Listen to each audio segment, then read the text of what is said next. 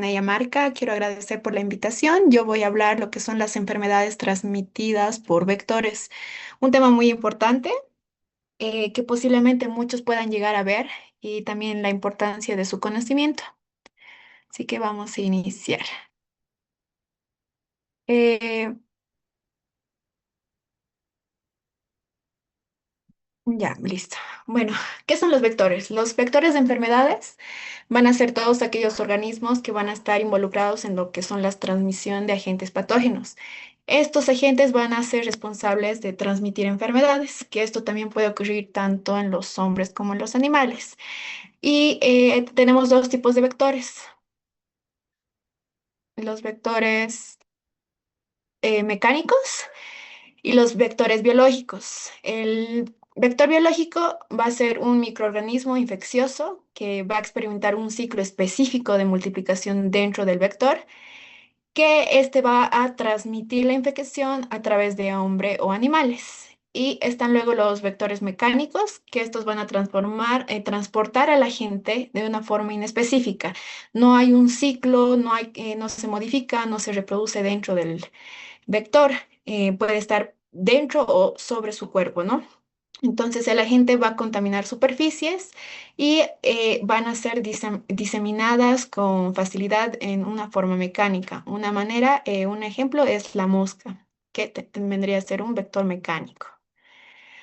Hay bastantes factores de riesgo para las enfermedades por vectores y es muy importante conocerlos justamente para identificar en nuestros pueblos, ¿no? Mayormente no solo vamos a tener que ver al paciente como tal, sino tenemos que ver también factores ambientales, factores sociales, factores del huésped, agentes etiológicos y demás, y poder ya realizar un buen diagnóstico, ¿no?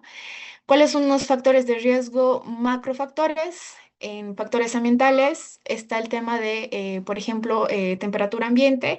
Muchas de estas enfermedades se dan en en climas tropicales, como es en el norte de La Paz, justamente porque son climas que les favorecen, ¿no? Entonces ya vendría a ser un factor de riesgo, ¿no? La humedad, la altitud, la latitud. También otros macrofactor viene la parte social, que nosotros cuando vayamos a lo que es nuestra comunidad, no solo vemos al paciente, también debemos observar cómo es la densidad poblacional, cuáles son sus asentamientos, si su urbanización, si están organizados o no están planificados, puede haber un crecimiento desordenado, el tema de migración, ¿no? O incluso el tema de creencias y conocimientos sobre algunas enfermedades. Entonces, todo puede llegar a ser realmente un factor de riesgo que hay que saber identificar. El tema del agua. Hay muchas comunidades que todavía no tienen un abastecimiento de agua, entonces se debe ver que, por ejemplo, muchos almacenan agua por más de 5 días. Cuando hay lluvias, estas se recolectan alrededor, incluso en donde se acentúa el agua, y obviamente eso es un factor grande de riesgo para que vengan los vectores, ¿no? Entonces, todo este tipo de cosas ya nos ayuda a identificar solo observando que ya son factores de riesgo para que se propague ciertas enfermedades. Algunos microfactores tenemos, por ejemplo, el sexo, la edad, el grado de inmunidad, que ya es más condicional de la persona o el paciente. Luego, ver el agente etiológico. Vamos a observar que no solo hay uno ni dos enfermedades, sino hay un montón de enfermedades que cada uno va a tener su fisiopatología. Y también cómo hay en lugares específicos donde es más endémicos que en otros, ¿no? Entonces es muy importante que al momento de llegar a nuestra comunidad, conocer nuestra comunidad en el sentido de qué enfermedades prevalecen, qué enfermedades han tenido meses anteriores y así para poder estar con mayor precautelación. Y bueno, la existencia del vector, ¿no? Que justamente es lo que les decía. Vamos a ver eh, algunas enfermedades que son muy endémicas acá en La Paz. Mayormente estas se van a dar, como pueden notar, en zonas tropicales o en las zonas altas, ¿no? Tenemos la malaria, dengue, chikungunya, zika, fiebre amarilla, leishmaniasis. Acá tenemos una gráfica, más o menos que es una gráfica ya del 2016 y 17, que es más o menos para tener en cuenta que realmente hay zonas que tienen una mayor prevalencia de estas enfermedades, ¿no? Este, por ejemplo, es un ejemplo de dengue. Hay comunidades que también ustedes pueden escoger o también les va a tocar, entonces al momento que les toque, vean cuál ha sido su prevalencia de estas enfermedades, ¿no?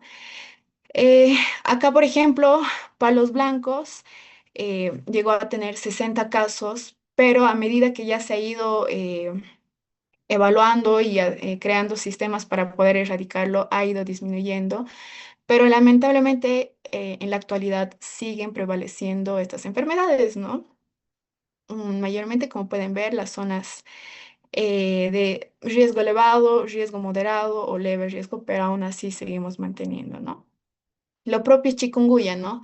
Es menos que el dengue, pero aún así sigue presente en las zonas altas y bueno, siempre tener, tomando en cuenta cómo se está manejando epidemiológicamente, ¿no? En caso de Zika, de igual manera, puede ver un ejemplo de que acá en Palos Blancos había más casos de chikungunya, pero acá en Palos Blancos solo hubo 5 casos de Zika, pero en Caranavi o en Guanay son los casos donde era mucho más elevado los casos de Zika, ¿no? Entonces, todo este tema se debe ver una vez que ustedes lleguen a su centro. Vamos a hablar un poco de cada uno. Vamos a hablar primero del dengue, que es el que más prevalece actualmente. Eh, la definición es una enfermedad infecciosa viral aguda, endémico, epidémica, que es transmitida por la picadura del mosquito Aedes aegypti, ¿no? Este constituye de la familia Arbovirosis, que es la más importante a nivel mundial en términos de morbilidad y mortalidad. Su etiología siempre es importante conocer. Es un virus RNA de una cadena que pertenece al género Flavivirus de la familia Flaviviridae. ¿Cuál es el agente? Bueno, se ha podido observar que hay 4 subtipos de dengue, que se puede llegar a tener una vez que nos infecta, puede llegar a tener una inmunidad temporal y parcial, pero también se puede contagiar por 2 serotipos a la vez, lo que esto puede condicionar a una forma grave, mucho más grave. ¿Cuál es la forma de transmisión? La picadura del mosquito, de un mosquito hembra, que este se alimenta durante el día preferentemente, salen usualmente en la mañana y salen usualmente en la noche y en días lluviosos, donde podemos observar bastante a este mosquito. No hay la transmisión de persona a persona. Entonces, tiene todo un ciclo. Un solo mosquito puede llegar a poner 700 huevos durante toda su trayectoria de vida, que solo son 2 semanas. Son huevos bastante resistentes, entonces claramente eso, llegando a nuestra comunidad, debemos identificar, se hace rastrillajes justamente para evitar que se esparza, que como pueden ver es sumamente fácil. Eh, y bueno, una vez eso tenemos que identificar más o menos un poco la clínica. Usualmente en ciertas comunidades, siempre hay que tener en cuenta que si una persona llega con fiebre, hay que pensar mm, casi siempre en dengue, ¿no? Y nunca solo mandar algún antipirético y ya, es alguna infección y ya, sino, como yo les mostraba, hay muchos lugares todavía endémicos en La Paz en los que, claro, ¿no? Tenemos 3 tipos de dengue. Hay dengue sin signos de alarma y dengue grave, en que debemos nosotros estar atentos.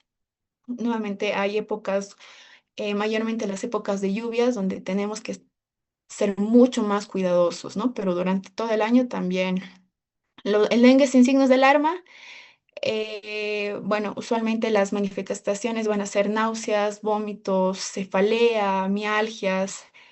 Puede haber petequias, puede haber leucopenia y plaquetopenia, que es una característica del dengue. Dengue con signos de alarma. Ya el paciente va a presentar un dolor abdominal intenso, presentar vómitos, acumulación de líquidos, sangrado. eh, Empieza a manifestarse mayormente sistémicamente y luego está el dengue grave, ¿no? Cuando ya realmente el paciente entra en shock, justamente por la extravasación grave del plasma, que es la característica del dengue. Hay un sangrado grave y compromiso también de otros órganos. Entonces, hay que evitar a que se llegue a esto y también saber identificar y saber actuar en su momento. ¿Cuáles son los métodos diagnósticos para el dengue? Tenemos directos e indirectos, que esto es bueno, lo que se requiere el aislamiento viral para detectar al virus.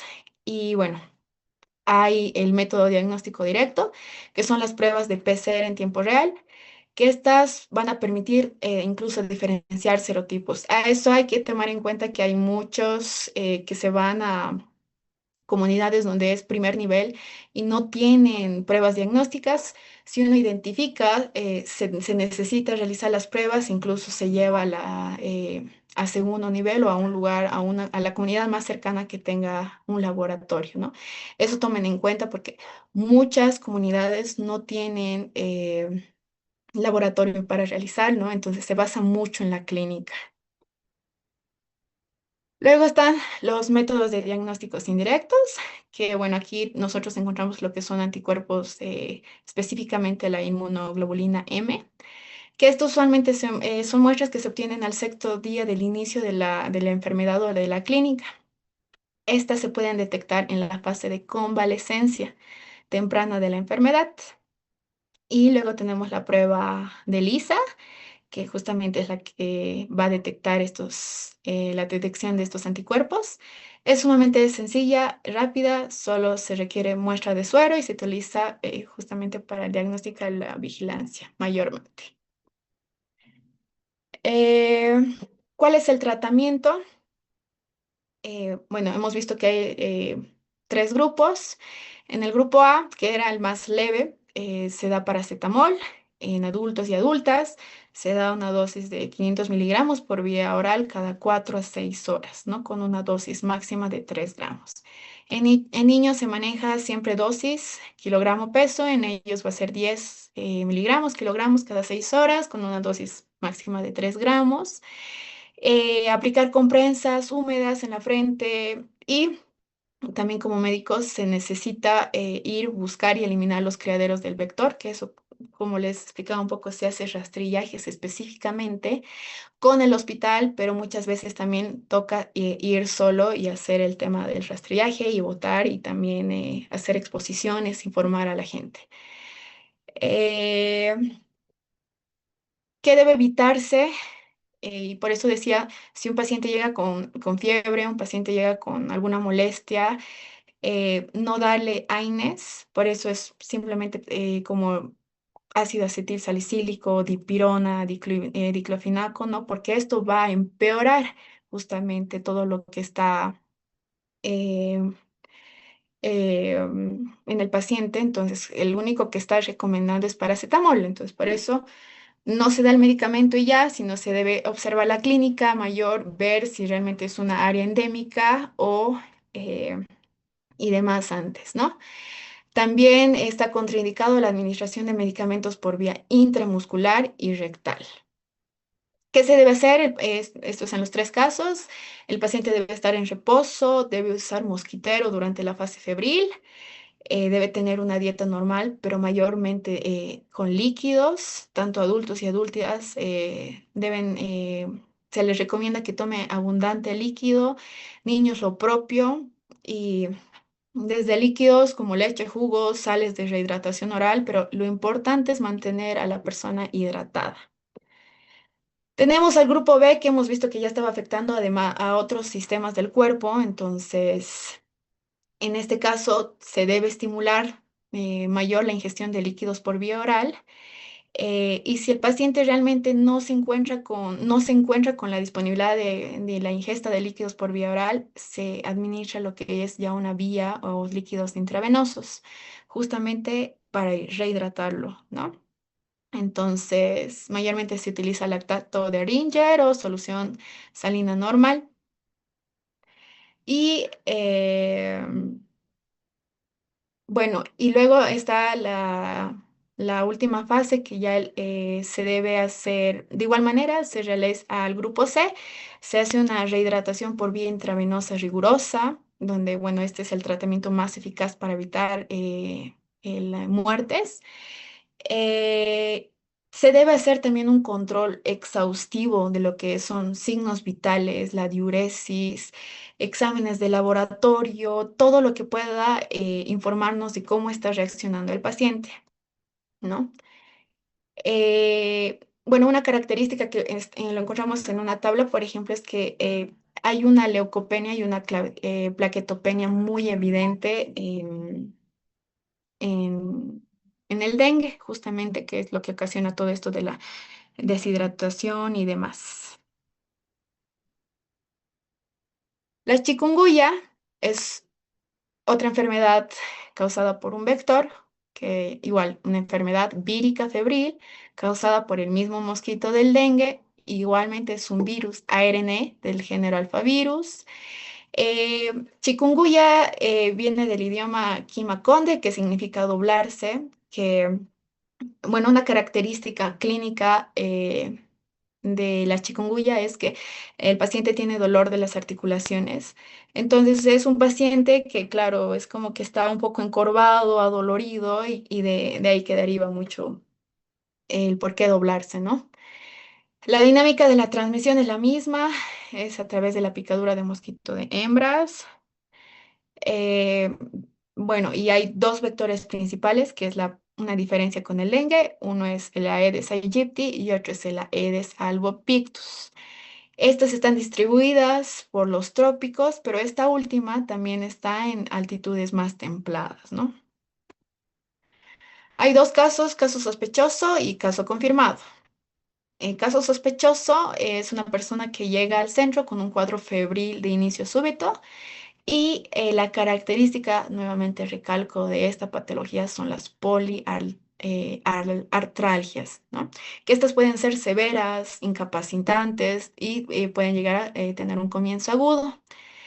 Eh, un caso confirmado, todo caso sospechoso con resultados positivos a chikungunya mediante alguna de las siguientes pruebas, ¿no? Se hace dos pruebas, la detección de RNA viral, igualmente con PCR tomadas del suero del paciente y la detección de anticuerpos IgM en muestras de suero igual. Así llegamos a confirmar. Manifestaciones clínicas, bueno, pues tiene tres fases. La enfermedad aguda que dura de 3 a 7 días es una triada más o menos para la enfermedad de chikungunya, que es una fiebre mayor a 38,5 grados, poliartralgia, que recalco y nuevo recalco, es una característica de la chikungunya. No vamos a encontrar en otras, sí hay mialgias, por ejemplo, en el dengue y demás, pero poliartralgia es que es un síntoma bastante característico, ¿no? Que se presenta mayormente en las articulaciones, eh, de forma simétrica y el paciente va a estar incapacitado con el dolor, va a haber sensibilidad, e inflamación en las articulaciones y también aparece lo que es un rash cutáneo, aparece entre el segundo y quinto día después del inicio de la fiebre. Se presenta en el tórax, miembros, es un eritema difuso que palidece con la presión. Eh, Acá podemos tener una imagen de cómo se pueden observar que pueden aparecer las vesículas maculopapulares o el ras cutáneo o como eritema difuso. Puede haber una mejoría en los pacientes, pero esta puede reaparecer nuevamente. Incluso puede haber otras como astenia, alteraciones vasculares, etcétera, ¿no? Estas son algunas imágenes de cómo se podría eh, ver. En el lado izquierdo es alguien que, bueno, por su forma de caminar era una paciente que venía con dolores articulares. Del lado derecho es una persona con un ras cutáneo levemente difuso, ¿no? Y ya es una enfermedad crónica cuando la persistencia de estos síntomas ya es mayor de 3 meses. El síntoma más persistente es la artralgia inflamatoria. Algunos individuos llegan a desarrollar lo que es una artropatía o una artritis deformante, que es muy semejante a la artritis reumatoide, pero no es reumatoide, ¿no? Entonces ya el paciente puede llegar a presentar edema, artritis, fatiga y depresión, ¿no? Entonces es muy importante cuando un paciente llegue y te diga me duelen las articulaciones, a veces podemos decir es una osteoartrosis, ¿no? Que mayormente los de la tercera edad suelen presentar, pero preguntar desde hace cuánto, cómo y demás, y se puede llegar, ¿no? Tal vez a otro diagnóstico.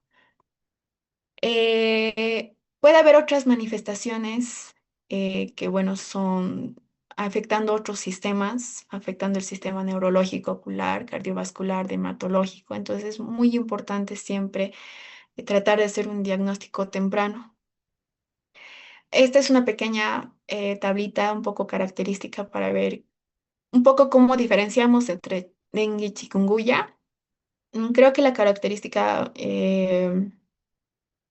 puede ayudarnos en el dengue es, por ejemplo, que siempre presentan leucopenia, neutropenia, trombocitopenia, que justamente eso es lo que va a hacer que haya una extravasación de agua y de líquidos. Justamente y por eso era la importancia de que hay que reponer líquidos en el dengue, ¿no? En la chikungunya, mientras tanto, es que lo más común es encontrar las poliartralgias, ¿no? Y el rash cutáneo característico que no encontramos tanto en dengue. Después encontramos características muy similares en ambos. Se presentan mialgias, cefaleas, discrasias sanguíneas, en uno más que en otro, pero hay ciertas características clínicas laboratoriales que nos van a ayudar a distinguir cuál es cuál.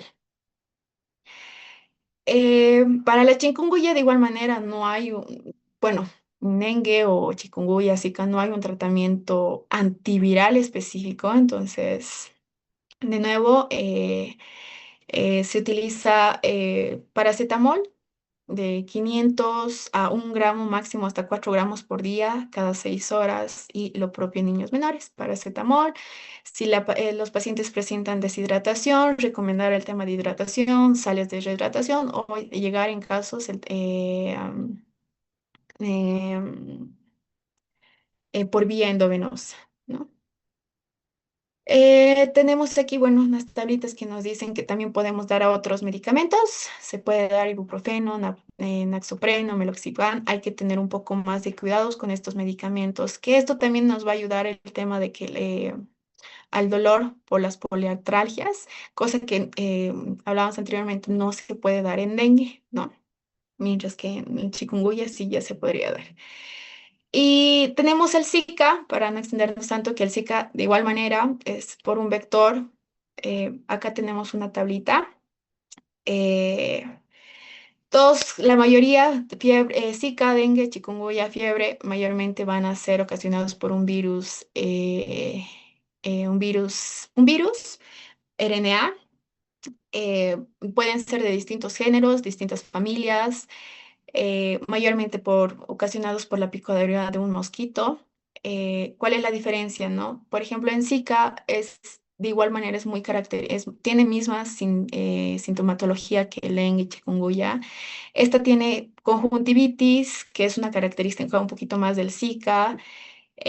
Pero hay que saber diagnosticar bien si ha habido en la comunidad alguna vez un caso de Zika para tener cuidado, porque esto es mucho más grave en personas embarazadas. El Zika en personas embarazadas puede llegar a producir microcefalia y llegar incluso al óbito. Entonces, el Zika es justamente muy fundamental eh, en tratarlo y diagnosticarlo mucho más antes, ¿no? El dengue, como les decía, ¿no? Fiebre, ciertas mialgias y lo importante es ver el tema de laboratorio, ¿no? Leucopenia, trombocitopenia, pero como les digo, en la comunidad a veces no hay laboratorio, una gran mayoría es en base a la clínica, ¿no? Que es, pucha, si tiene un rash, un conjuntivitis, fiebre, artralgias, mialgias, saber diferenciarlas, si es fiebre leve, si es fiebre intensa, cuántos días y demás, ¿no? Entonces realmente es mucha clínica para el tema rural. Vamos a hablar también un poco de la leishmaniasis, que bueno, ya son vectores que ya van a ser, ya no ocasionados por lo que son virus, sino son por parásitos. De igual manera siguen siendo endémicas acá. Como pueden ver, toda la parte roja son 21 municipios con la presencia de este vector, 18 con transmisión activa. Entonces hay una población de riesgo de aproximadamente 140.000. Y esto estamos hablando de aproximadamente el 2016-17, ¿no? Toda la zona norte, de igual manera, está implicada, algunos más, algunos menos, ¿no? Por ejemplo, de estos 15 municipios de muy alto riesgo, La Sunta, Cajuata, Apolo, como pueden ver, son los que mayor prevalecen. Hay algunos que tienen bajo riesgo, pero que bajo riesgo no significa que uno se salva. Entonces está Tipuani, Inquisibi. Entonces siempre hay que tener cuidado y nuevamente conocer. Esta es otra tablita de cómo puede estar distribuida en este año, el 2018, cómo fue el caso de casos de leishmaniasis, desde la cutánea, que fue la más común, con un total de 777, y la mucocutánea, que es la forma más grave, de 14 pacientes, ¿no? Y bueno, vamos a hablar ahora de leishmaniasis. La leishmaniasis en los humanos igual es una enfermedad, pero esta vez producida por parásitos. En este caso es un protozoo del género Leishmania, que es transmitida por insectos que son hematófagos y que en este caso es del género Lutsomías, que corrientemente se los denomina flebótomos, ¿no? Y una característica de este es que tienen reservorios en mamíferos silvestres, en perros, y hago énfasis en perros como también en animales domésticos, y siendo el hombre un hospedador accidental de esta enfermedad. Hay 5 especies parasitarias, la Leishmaniasis brasilensis, que es importante conocer, bueno, la especie, porque algunas son las que van a producir la cutánea mucosa, otros solo la cutánea y demás. Entonces, la brasilensis es la que produce la cutánea mucosa, la amazonensis, la cutánea y la cutánea difusa, identificada en Bolivia, la Leishmania chagassi, que esta es el agente que produce leishmaniasis visceral, el Lanzoni, provoca casos clínicos esporádicos de mucosis cutánea, pero mayormente es el brasilensis, diré el amazonensis, y luego está la guyanensis y demás, ¿no? ¿Cuál es el agente etiológico? En este caso, son protozoarios, nuevamente recalco, unicelular, que va a tener dos formas. Una va a ser el hemastigote, que esta se va a encontrar dentro de las células del sistema de defensa de nosotros. Puede estar piel, hígado, tejido, macrófagos mayormente, y donde se reproducen. Y luego están los promastigotes, que estos son extracelulares. Estas se van a encontrar en el tubo digestivo del insecto, que es el vector, que estas van a tener un flagelo móvil, ¿no? Son las dos características. Entonces, ¿cómo se contagia? Y que es toda una transmisión, ¿no? Están en el sistema digestivo del mosquito, que son los promastigotes. El mosquito va, pica, que esto pueden ser mamíferos, pueden ser mascotas, pueden ser animales silvestres, o puede llegar ocasionalmente al humano. Y estos promastigotes que se encontraban en el sistema digestivo de la mosquito invaden los macrófagos o otras células y se reproducen. Dentro de las células se transforman en amastigotes y se multiplican por mitosis. Los amastigotes dejan las células infectadas, salen al torrente sanguíneo y se transfieren durante la picadura, ¿no? Otro mosquito viene, te pica, se infecta, o se puede reinfectar. Los amastigotes se liberan en los intestinos, se transforman en promastigotes, se multiplican, y estos van a migrar a la válvula faríngea hasta que este mosquito vuelva a picar a otra persona o otro animal y produciendo así todo un ciclo de transmisión, ¿no? Eh, Uno de los vectores más importantes que hay en zonas urbanas que van a observar cuando vayan a sus comunidades. Lo primero que tienen que observar es si hay animales salvajes o hay, porque pueden estar en una zona rural muy alejada, pero también observen cómo están los perros y los gatos, ¿no? Que pueden tener ciertas heriditas, ciertas cosas que uno puede decir es un perro callejerito que está un poco descuidado, ¿no? Pero en realidad son reservorios que pueden llegar a ser reservorios de la leishmaniasis. Eh, Estos pueden estar con o sin síntomas, pero transmiten la enfermedad. Van a encontrar que los perritos van a tener como que alopecia, costras en la nariz o en el cuerpito, seborrea, dermatitis, úlceras que no cicatrizan, crecimiento atípico de las uñas, queratoconjuntivitis, pérdida de apetito, a tal punto que esto va a avanzar la enfermedad y bueno, llega a afectar bastante, ¿no?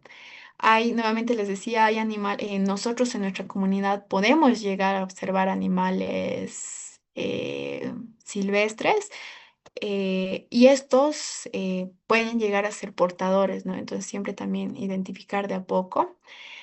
Hay factores de riesgo, hay casitas con condiciones socioeconómicas un poquito pobres, malnutrición, movilidad de la población, un inadecuado manejo ambiental y el tema del cambio climático que van a incrementan, ¿no? Y son los principales factores de riesgo, ¿no?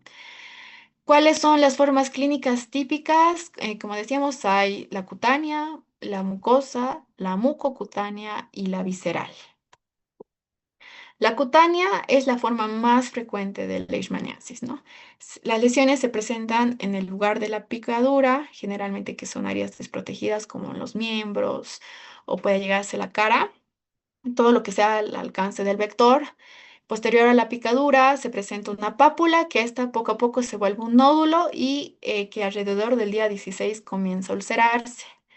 Son lesiones ulcerosas, como pueden observar, tienen bordes indurados, un fondo granuloso, secretante y bueno, como pueden observar, puede llegar a expandirse, ¿no?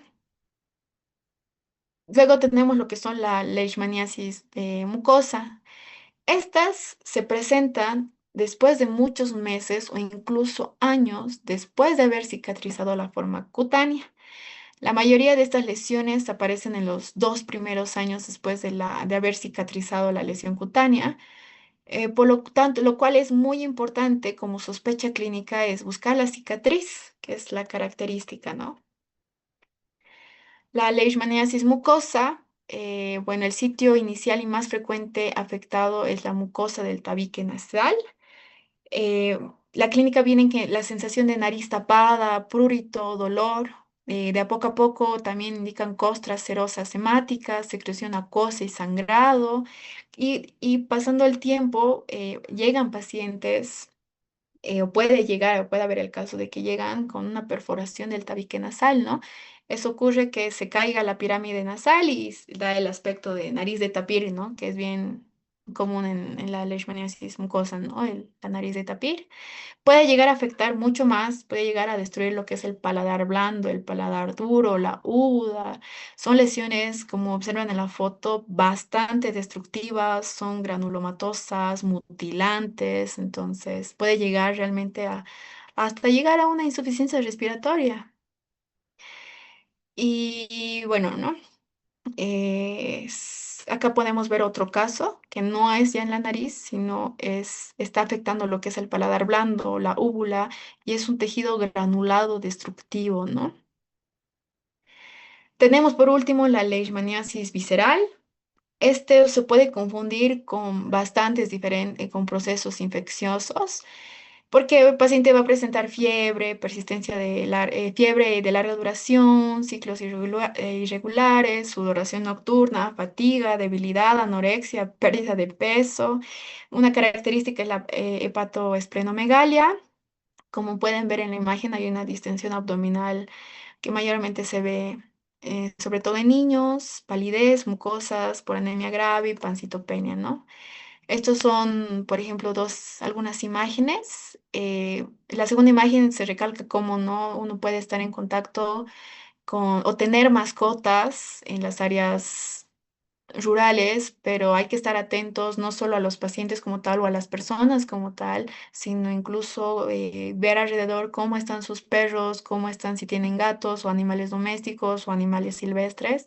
Y eso nos puede indicar, ¿no? Y acá hay dos casos de dos, como pueden observar, niños eh, que, como pueden ver, su pancita está bastante distendida. ¿Cuál es el diagnóstico para la leishmaniasis? La leishmaniasis por el polimorfismo de las lesiones forma parte del síndrome verrugoso. O sea, es una gran simuladora de la dermatosis cutánea y mucocutáneas, ¿no? Entonces es bien imprescindible determinar las características de las lesiones en primer lugar. Diagnóstico epidemiológico es averiguar la procedencia de si un paciente llega, de dónde es, cuál es su residencia, factores sociales, ambientales, climatológicas, y si ver si de la zona que viene ha habido o hay casos de leishmaniasis. Se hace por último lo que es un diagnóstico por laboratorio. Entonces, con eso ya se puede confirmar el diagnóstico y iniciar el tratamiento, ¿no? ¿Cuál es el diagnóstico? En laboratorio se hace un examen parasitológico directo, que es un frotis. Este examen parasitológico directo consiste en detectar al microscopio las formas amastigotes de leishmanias provenientes de una muestra obtenida raspando la lesión. Estas se extienden en un portaobjetos, se coloca con alcohol y se tiñen con un colorante y se ve en el microscopio. Hay otros métodos como el cultivo, que requiere medidas y condiciones de bioseguridad más rigurosos, histopatología y métodos inmunológicos, pero el más común es el frotis. ¿Cuál es el tratamiento? Hay, bueno, son los que mayormente se utilizan y los que usualmente encontramos, puede haber uno, que es el glucantime y la anfotericina B. El glucantime usualmente es para las formas de leishmaniasis cutánea, mucocutánea y la anfotericina B es para leishmaniasis visceral. ¿Cuál es su dosis? Mayormente la dosis es de 20 miligramos de antimonio sobre kilogramo y puede llegar a ser de 20 a 30 días. Se calcula el peso por el paciente por los 5 ml dividido entre 405 o 425, que eso es la cantidad de antimonio base contenido en cada ampolla. Si es un poco complicado esto, se utiliza lo que es la constante de Soto, que es multiplicar el peso del paciente por 0,247 y esa es la dosis que se tiene que dar al paciente va a depender si es cutánea, 20 días, si llega a ser visceral, hasta 30 días, ¿no? La vía de administración es intramuscular e intravenosa, se diluye en 200 ml de solución fisiológica y se pasa en 2 horas a goteo lento. Está contraindicado esta medicación en pacientes con insuficiencia hepática, renal y cardíaca y lactancia y embarazo. Y la anfotericina B, que bueno, es para la leishmaniasis visceral, esta se debe manejar en un hospital de tercer nivel. Entonces, bueno, eso es un dato. Y por último tenemos la malaria, es otra enfermedad transmitida por vectores, causada también por un parásito. Pueden observar nuevamente, la zona norte es la que más está afectada, 22 municipios con presencia de este vector, 2 municipios con una población de riesgo alta, ¿no? Eh, a medida que ha pasado los años, ha ido disminuyendo, eh, como pueden observar, pero en el 2018 eh, todavía hay 29 casos nuevos, 13 casos en ixiomas, un caso esporádico en Guanay y 15 casos importados. Y estamos hablando del 2018, ¿no? Que ya es un poquito desactualizado. Entonces sería bueno también ver cómo está dentro del área que nos toque y cómo se está manejando no solo en nuestra comunidad, sino alrededor, ¿no? Y si ha habido casos o no.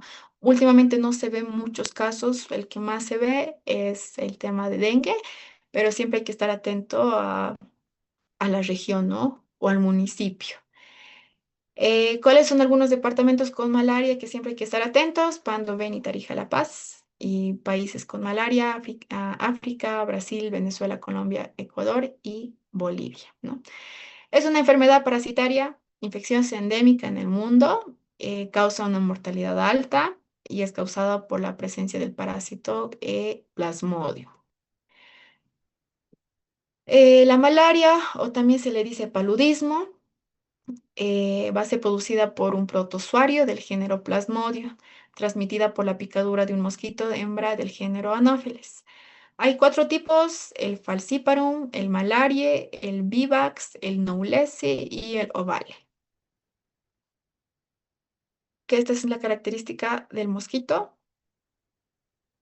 Los mecanismos de transmisión, bueno, como pueden ver, la picadura de Anófeles, que es una hembra infectada, puede llegar, otro mecanismo de transmisión es transplacentaria, que una madre con malaria pueda pasar a su hijo o incluso por transfusión sanguínea con sangre infectada. ¿Cuáles son los síntomas de malaria? Usualmente es escalofríos, fiebre. Es importante como que en Vivax la fiebre es terciaria, se da cada 3 días, mientras que en el Vivax 3 días y en el Falciparum, que es el primero, es cada 4 días, ¿no? Es una característica incluso de ambos. Eh, um, ¿Cuál es un antecedente de haber estado en algún lugar con circulación del parásito de malaria? Después hay dolor, malestar general, articulaciones, pérdida de apetito, náusea, vómitos, como tal. Pero una característica de esta es justamente la fiebre terciaria cada 3 días o la cuaternaria en el falciparum, que es cada 4 días, ¿no? El diagnóstico, bueno, en todos los casos de sospecha de malaria deben ser confirmados por gota gruesa y extendidos. Y también hay pruebas rápidas que deben realizarse en casos importados, antecedentes de viaje a una zona con circulación de malaria, y bueno, acompañado de también una gota gruesa y extendido, ¿no? Este es, bueno, cómo se toma la muestra. Mayormente para malaria y las de otras enfermedades como el dengue hay formularios de registros donde debe anotarse y esto se debe enviar a la red más grande. Justamente eso se realiza para hacer el control, entonces la importancia de llenar bien y llenar también los formularios y bueno, todos los materiales que se pueden necesitar, que tanto sus centros pueden tener como también no. Se identifica la lámina, se coloca en el formulario, que es la importancia nuevamente que siempre anotar bien y anotar todos los datos correctamente. Los diagnósticos laboratoriales, esa es la gota gruesa, la que vamos a la derecha, y en la izquierda son las pruebas rápidas, que también hay para otras enfermedades como para el dengue y otras. Hay algunos centros que tienen sus pruebas rápidas, hay otras que no. Entonces, nuevamente, una vez que lleguen, vean cuáles todos los instrumentos que tengan al alcance, conozcan bien su centro de salud, para ver qué pueden hacer o qué podrían hacer, ¿no? Si necesitan enviar a uno de segundo nivel, que es al pueblo más cercano, pues ya conocen cómo, dónde y qué tienen que podrían subsanar en su centro. ¿Qué tratamiento se da? Primaquina y cloroquina.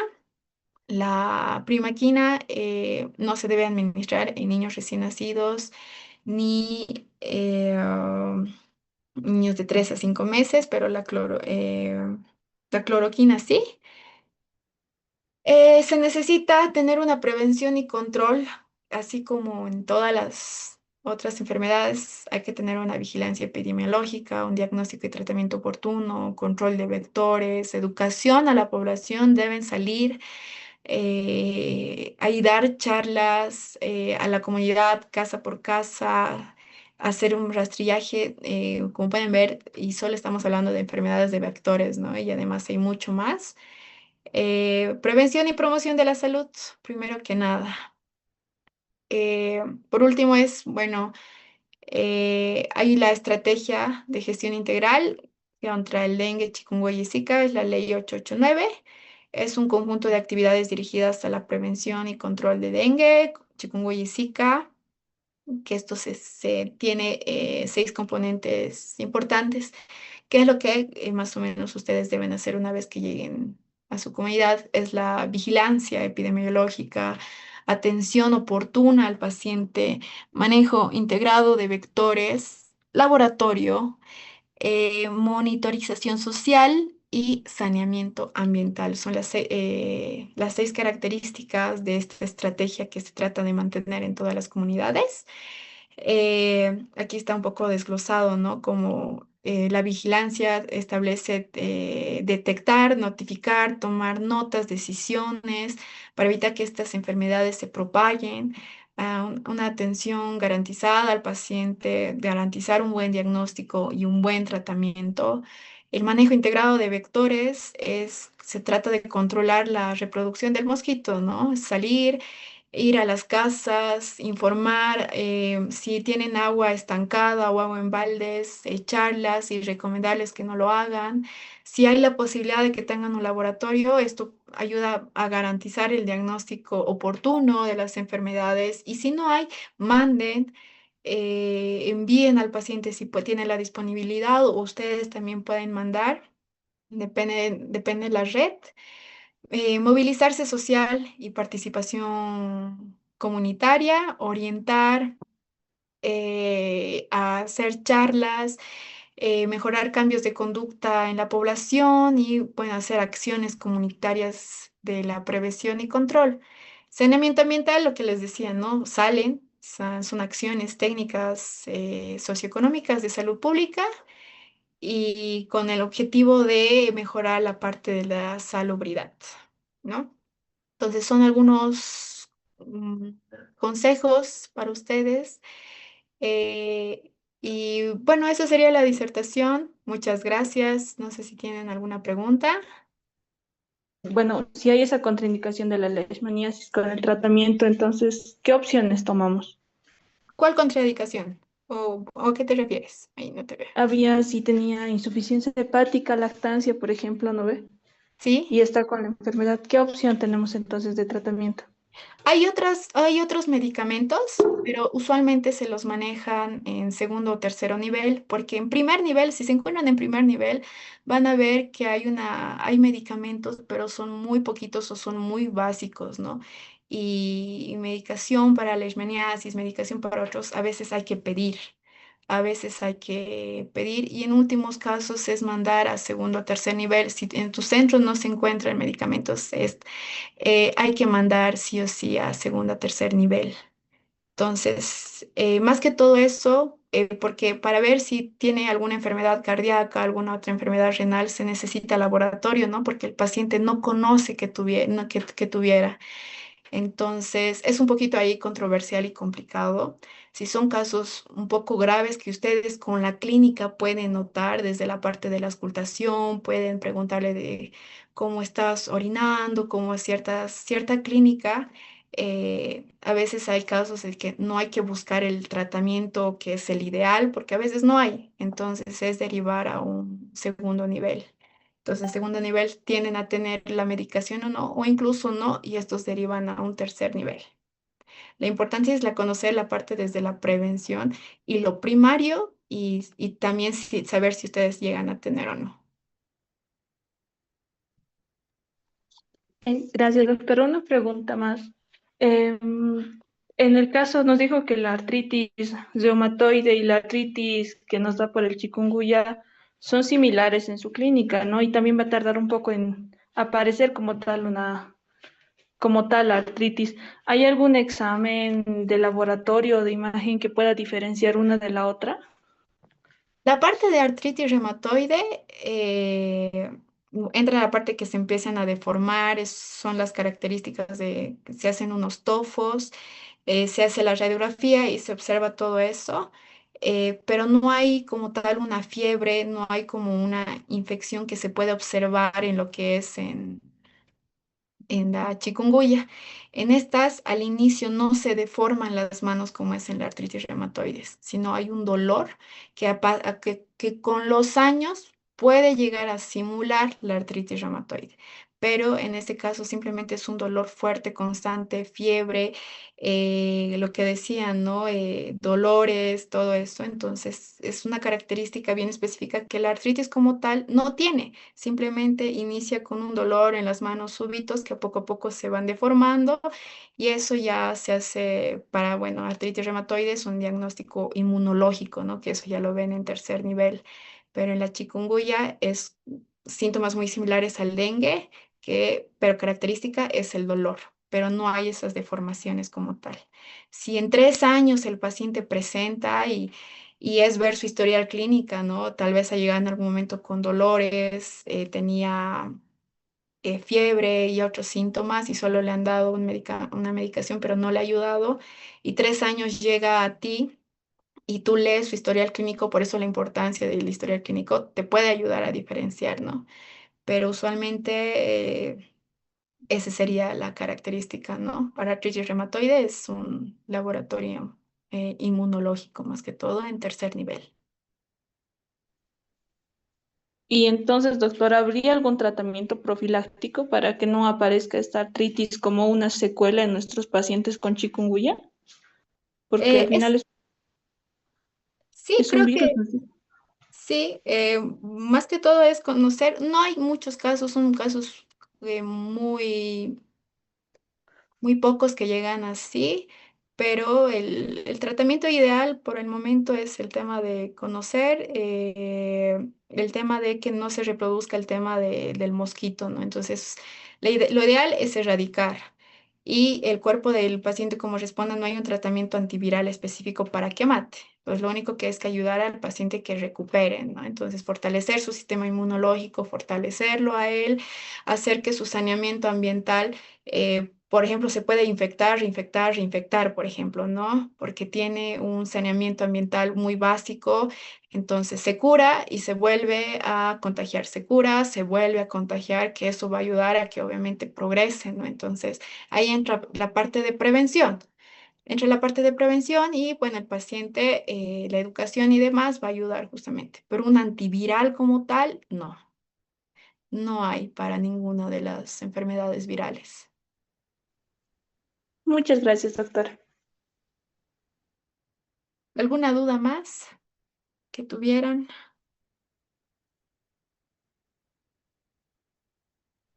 Doctora, buenas tardes. Una pregunta, doctora. Diga. Doctora, con respecto al tratamiento del dengue, doctora, netamente, como mencionó, es netamente sintomatológico y de hidratación. ¿En qué momento nosotros, doctora, si estamos en un centro, lo tratamos hasta cierto momento y en qué momento es considerado más o menos factible o ya remitirlo a un centro de alto nivel? Si te encuentras en un primer nivel, usualmente hay medicaciones, hay el límite de ciertos medicamentos, ¿no? Entonces, si el paciente tolera líquidos, el paciente está estable, algunos que es importante recalcar que hay hospitales de primer nivel y usualmente no tienen salas de internación, ¿no? Y hay otros que sí tienen internación, ¿no? Por ejemplo, si te llega un caso, tú estás en un hospital de primer nivel y no tienes internación y llega un paciente que requiere internación, requiere que le coloquen vía, requiere una cama, requiere todo eso son casos que sí o sí mandas, ¿no? Si tu centro tiene camas de internación, enfermería y demás, pues se lo maneja en el centro, ¿no? Hasta que realmente si el paciente a través de los días no hay una mejora, eh, puede haber centros de internación pero sin laboratorio, entonces si no hay mejora, igual son casos que mandas necesariamente porque necesitas ver el tema desde el laboratorio, necesitas ver el tema de si hay medicamentos o no en tu centro y si hay personal capacitado, porque a veces solo es el médico y la odontóloga, ¿no? A veces hay el médico y la enfermera, a veces hay el médico y un auxiliar de enfermería. Entonces, eh, el tema de rural tienen que ver cómo es su centro y en base a eso actuar, ¿no? Si tienen salas de internación o tienen, qué medicamentos, ¿no? Si tienen estos medicamentos o no. A veces hay lugares muy lejanos que a veces... eh, no puede haber o tienen que pedir soluciones, no sales de hidratación o falta, entonces es mejor enviar y siempre es mejor mandar a un centro de internación para asegurarse. Eso más que todo, ¿no? Eh, es mucho criterio clínico y el criterio también del doctor en qué momento mandar y no. Si tienen todos los instrumentos, si llegan a un hospital con laboratorio, aunque sea el básico, un laboratorio con una camita o dos para internación, se puede manejar tranquilamente ahí. Pero eso va a ver mucho del estado del paciente, el estado del centro de salud y el personal capacitado como tal. Gracias, doctora. ¿Qué duda más tuvieran? Son 5 años de estudio, el año internado donde sí aprendes mucho, pero el tema de rural es un manejo muy distinto. El manejo de primer nivel es algo que no se maneja o no vemos muy de cerca nosotros que estamos, bueno, acá en hospitales de tercer nivel.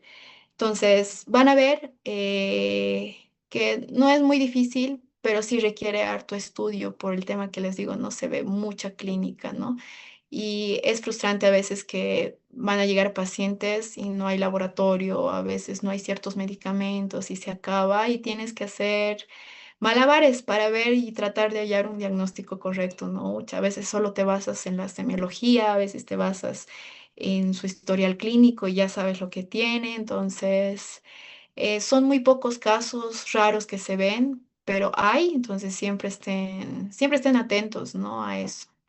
Y mayormente lo lindo es lo que se hace es la prevención, más que todo en rural, ¿no?